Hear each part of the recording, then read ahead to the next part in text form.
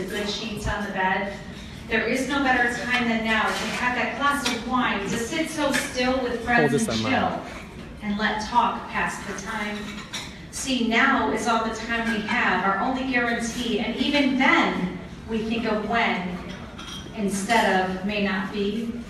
We can't go back and fix it all, those thoughts run through our minds, to redo this or spend more of that, to just have some more time. So starting now, pick up the phone, or text or send a card. There's never better time to make life not so hard. Soon, too soon, will come a time, and we will wonder how we let the days just slip away, wishing there was no better time than now. This is in everybody's goodie bag. And here's the thing, this Kindness Gala started because in 2014, I lost my sister to breast cancer. And I told people, she didn't lose. I can't stand when people say, oh my gosh, they lost the battle, because you know what, my sister was a badass. She fought like a badass. And for somebody who goes and does chemo and does all that stuff every day, they don't lose. You know, she won because the cancer can't get her anymore. And when she was going through all of this, that's when I wrote my third book, A Girl with a Pink Cake, because my sister just wanted somebody to spend more time with her. And when she was going through her battle, she was on disability for 2 years. So she had no money coming in, and she had an ex-husband who didn't support whatever. But as her sister, I felt a tremendous amount of guilt. And I know there's a lot of people out here that know what I'm talking about. You feel a tremendous amount of guilt because you can't spend 100% of your time with them. You can't spend 100% of your income on them because you have your own family, you have your own things that you have to support. But what I didn't realize at the time is there's all these amazing groups out there, these amazing charity groups that's what they do. They provide bill payments for people who can't pay their electric. And they provide rides to and from treatment when people can't get there because they don't have a ride. And she was miserable. And when I found out about all of this, and there were groups that paid her mortgage, that paid to make sure that her electricity stayed on and that her gas stayed on, and that her daughters, my niece, her softball bills were paid so she could at least have a normal childhood when everything else was not so normal. That really hit me. It hit me hard. And I decided, you know what, when my third book, A Girl with a Pink Cake, came out, I said I didn't want to do just a regular book launch where it was like, oh, look at me, I wrote another book. Write another book, come, you know, I'll sign it for you, we'll take pictures, it'll be so great. There's nothing wrong with that, right? But I knew I had a platform with A Girl with a Cake. I knew I had a platform that I could do something bigger. And I've had so many friends that have said, you're not making a penny off of this. Why are you doing this? Why are you spending all of your time, all of your energy, everything into that? And my answer is because I can. Because you can. Because we all can. So I decided, let's do a big gala. And part of it was, I said to my husband Vince, I said, oh my gosh, let's do like a big gala so we can get all dressed up and get really fancy, because you know, they're gonna look at us really weird if we go to Chili's, which by the way is my favorite restaurant on the entire face of the planet. If we get all dressed up and go to Chili's, they're gonna look at us like we're weird. So like, let's just do an event. And then I said, maybe nobody's having events anymore. But then I looked at him and I said, well, maybe people are having events, we're just not being invited. And I said, instead of playing the victim, I'm going to hold my own event, we're going to do a kindness gala. And by the way, he wanted to call it Kindness Con, because you know, like Comic-Con? He wanted to do Kindness Con. I'm like, oh my God, that's so stupid. We're not doing Kindness Con. This is like a fancy event. So, being the good husband that he is, and supportive, like, oh honey, you're right. Even though he probably didn't think I was right, but he said, you're right.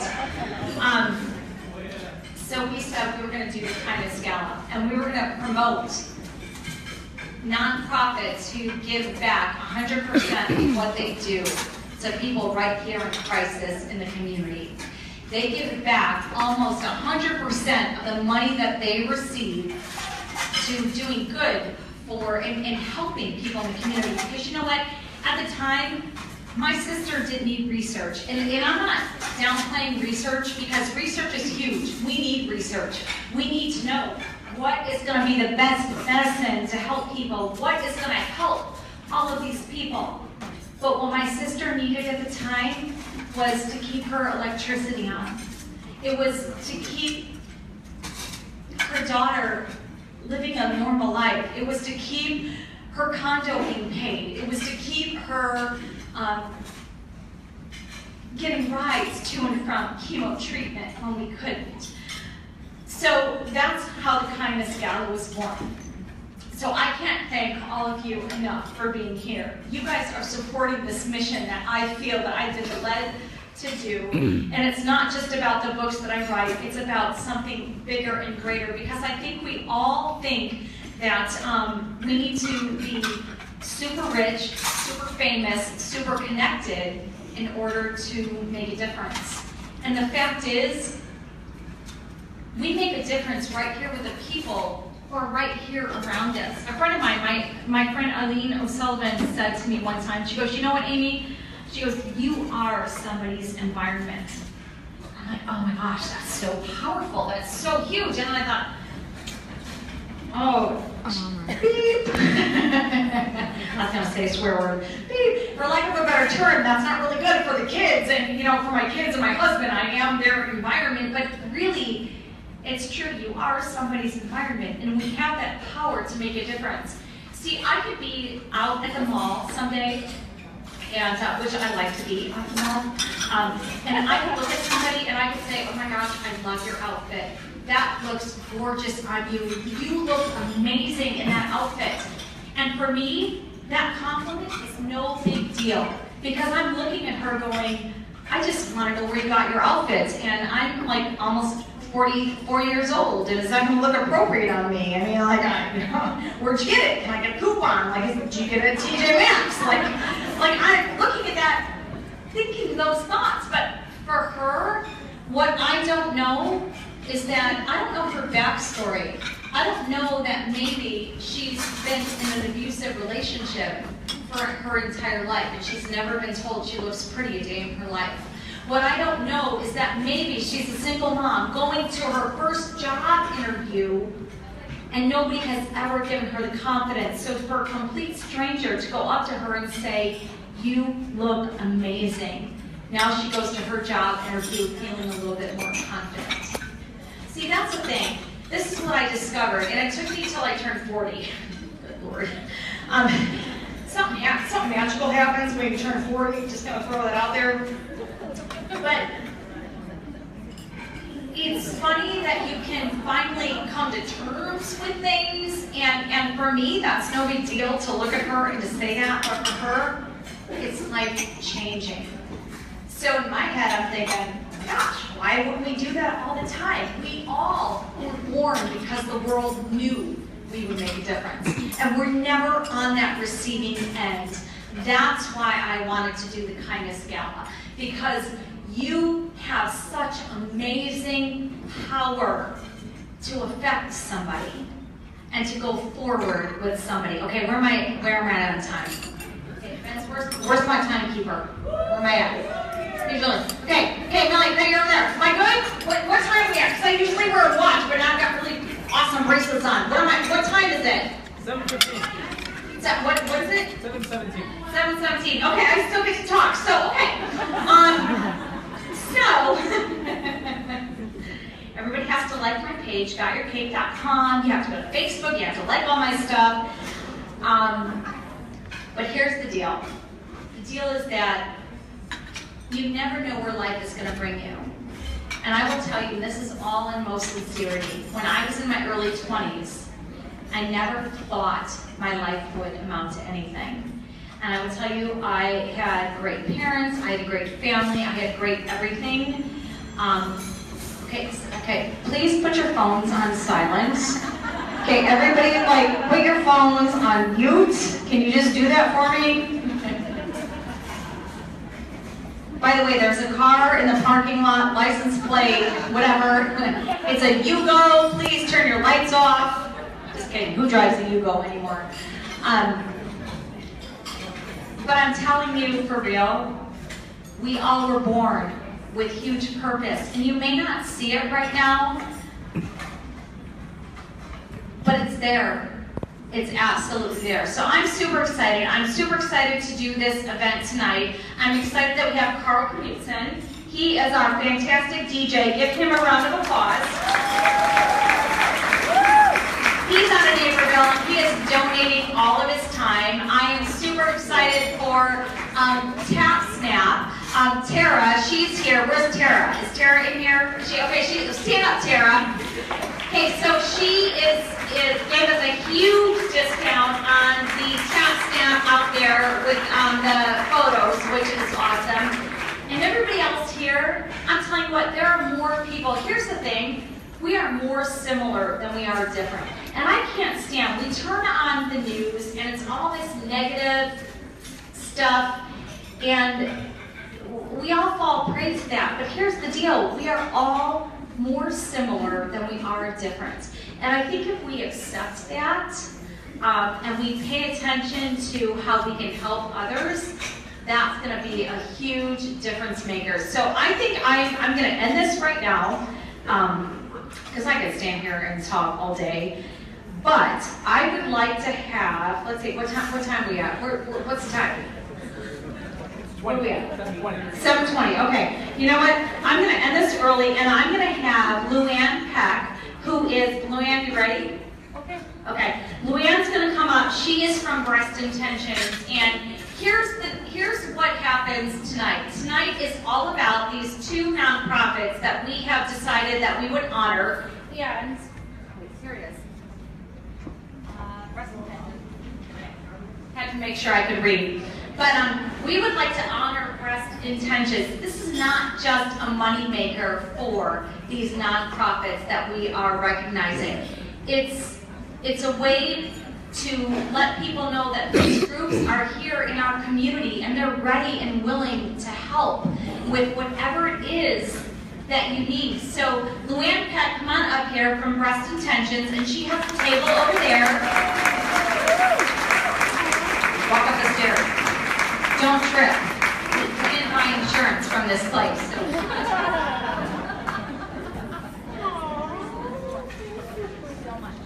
So this is for you. You don't have to take it right now, but we'll make sure that you get it. So we would like to honor Luann with Breast Intentions, and I'm going to give the mic over to her. Thank you.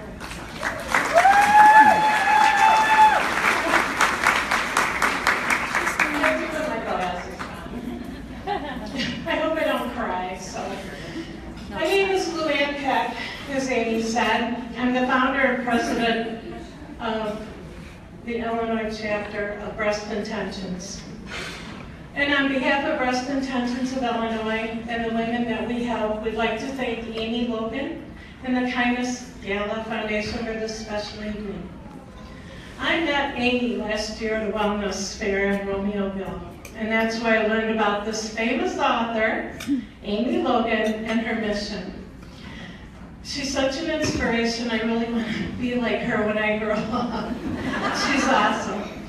A couple of us from Breast Intentions attended the Kindness Gala last year. And last year's gala was amazing. And this one is over the top. Seriously, when I left the gala in 2015, I felt that I had an emotional massage. I have no idea what that is. But I really felt something that, and that's the only way I could describe it, was an emotional massage. My heart was so full, and I was just emotionally energized and had a smile on my face that lasted for years. Or, no, days. When I found that Breast Intentions was one of the recipients of this kindness gala, I felt really honored and blessed, and I was so flooded with emotion. Breast Intentions is a small group of 12 volunteers, which is at that table. We're missing a couple. They have worked for many long hours, spending hours fundraising, interviewing patients, cases, meetings, and true advocates for Breast Intentions of Illinois. And thank you just doesn't seem enough. I was introduced to Breast Intentions of excuse me, from an article which appeared in the October 17, 2010 issue of Family Circle magazine. I was getting it for free. I think my mom sent me the subscription. I'd like to share a few paragraphs from that article. Erica felt like a typical high school freshman, busy with classes, friends, and soccer practice. But that all changed in October 2006 when her mother was diagnosed with stage 3 breast cancer. Just 6 months later, Erica's 2 aunts learned they had the same disease. With their lives suddenly dominated by discussions of operations, chemo, and medical bills, Erica and her cousin Mike decided to help. First, they joined the American Cancer Society's Relay for Life and raised about $1,000, which was then given to an organization devoted to finding a cure. But they weren't satisfied. They wanted to help women right now. My mom told me so many stories about patients who were stressed out about paying medical bills on top of heating and electric costs, Erica says. We felt they shouldn't have to worry about that burden. I read this article. I read it again and again and again. And the second to the last sentence spoke directly to me. They hope to expand by helping volunteers across the country set up chapters. After donating money and being involved with civic organizations, I never saw where my money went. They're all great organizations, don't get me wrong, but there was something inside me that really wanted to see how my money was being used. I felt in my heart that Breast Intentions was something that I really personally needed to do. And I truly believe it was a God thing that led me to Breast Intentions. With that, I recruited 2 friends who were of the same mindset as myself. They love volunteering and being involved. They wanted to see the results of their fundraising efforts. So our first fundraiser was at Culver's, and we sold t-shirts. We made $160 that night. Culver's donated $100, and we sold t-shirts. I mean, what better way to get your name out there than on a t-shirt, right? The money for the purchase of t-shirts was donated. We then held a couple galas in which we raised a few $1,000s. Our first patient case was a woman who needed her cell phone bill paid. It was the only form of communication that she had. She had no landline, which a lot of us don't have anymore. So, imagine now yourself being diagnosed with breast cancer. The initial shock is devastating. And as a mother, the first thing you think of is not yourself, but your family. How will I take care of my family? How will I feed them? Who will take care of them when I'm too sick?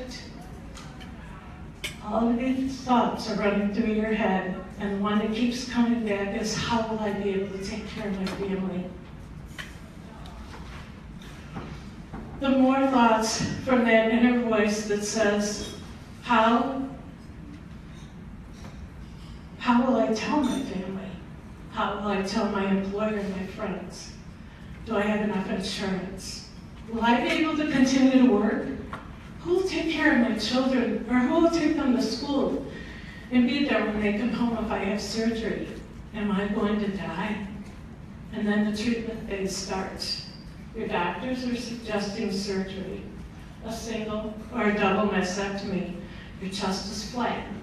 It looks like a road map due to surgery of the drainage tubes. You start to feel a little like your old self when chemo starts or radiation. The chemo makes you sicker than a dog, and the radiation burns your skin. Your doctors are suggesting that you not work, that you stay home to heal. And it's a good thing because you can't lift your head off the pillow, and you can't sleep from the pain of the radiation burns. You lose your hair and clothes. You feel crappy. You look lousy, and you feel lousy. Then maybe you can get a wig, but how can I afford that? My rent is due, they're going to turn off my electric. When will I be able to go back to work? How am I going to take care of my family? Or the woman who was just diagnosed with breast cancer. She and her husband are both not working. His work is seasonal, and they have a daughter with Down syndrome. Or the 34-year-old woman with breast cancer, which is metastasized to her brain, which is stage 4. She's currently living with her elderly grandparents. Her only support system are her grandparents and her father, who is currently on FMLA to take care of his granddaughter and a very sick daughter. These, as ugly as they seem, are just some of the patients and cases that we have been able to help. Our patients' cases are referred to us by nurse navigators, physicians, and therapists. Sometimes family members have been our referral sources. We interviewed each and every case. We found out what their greatest needs are and what is keeping them up at night. And so, because of you, since 2010, we have been blessed to have been able to help over 40 women and their families in the amount of $77,000.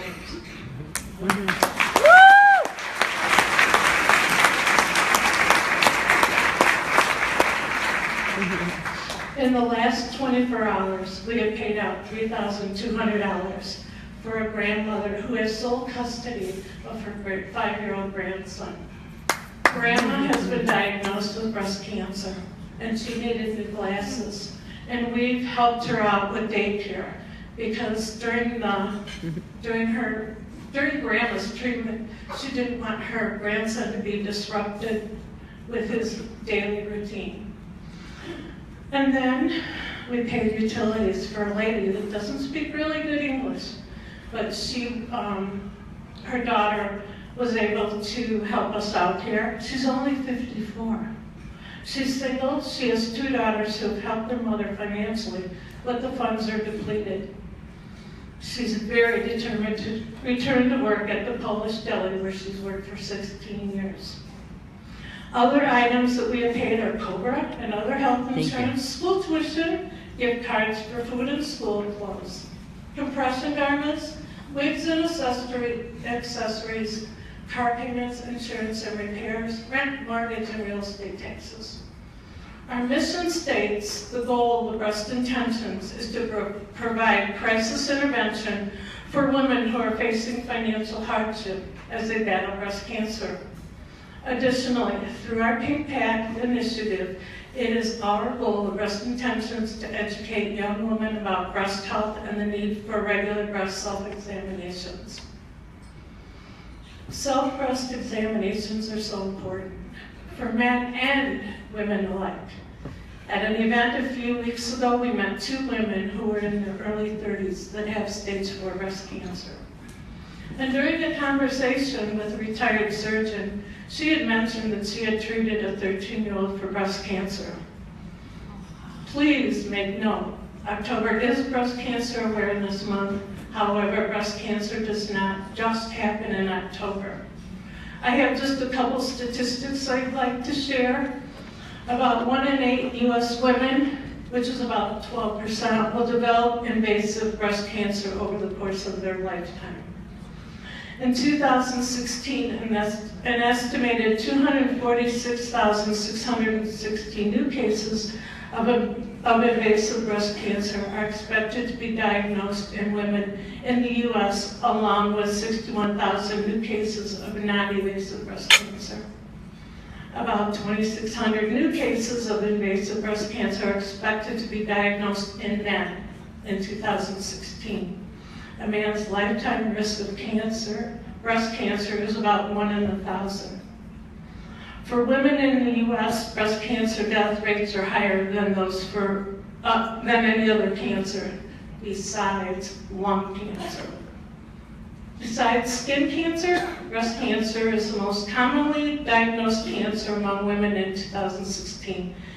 It's estimated that just under 30% of newly diagnosed cancer in women will be breast cancer. And in women under 45, breast cancer is more common in African American women than white women. Overall, African American women are more likely to die of breast cancer.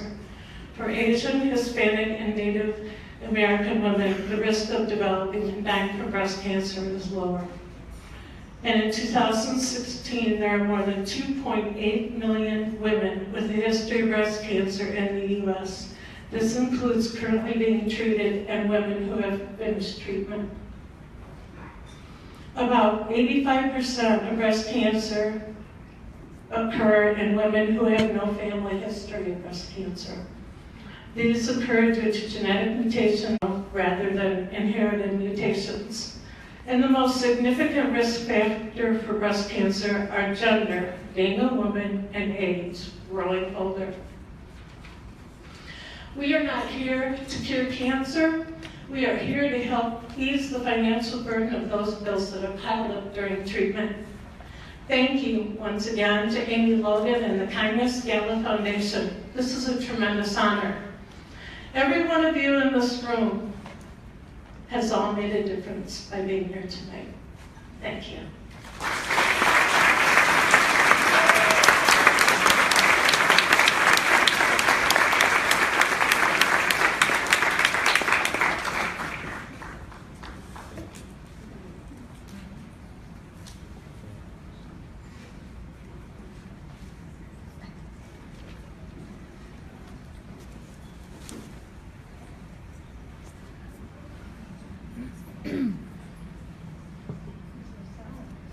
There should be sound.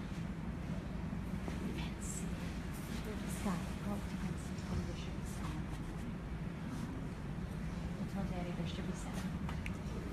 Expect the thing. Okay,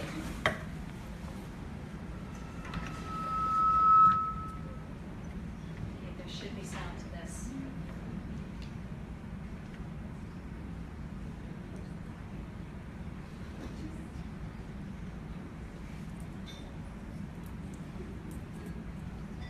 Don't you love technology? There should be sound to this. Is it just music? I expect music.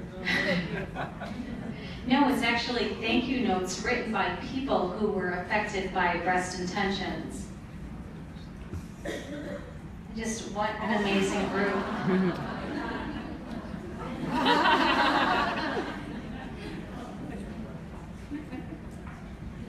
There are so many groups out there that do just such amazing things for people right here in our own communities, and they just need support. People just need to know that they exist and they're out there. It's not necessarily about how much money they make. I mean, okay, this is a fundraiser. It is about how much money. But it's also about letting you know that there are these amazing groups that are out there that will do what you're not able to do. And Breast Intentions is fantastic. And I know that when my sister was going through what she was going through, she needed this stuff. And there's so many people in our community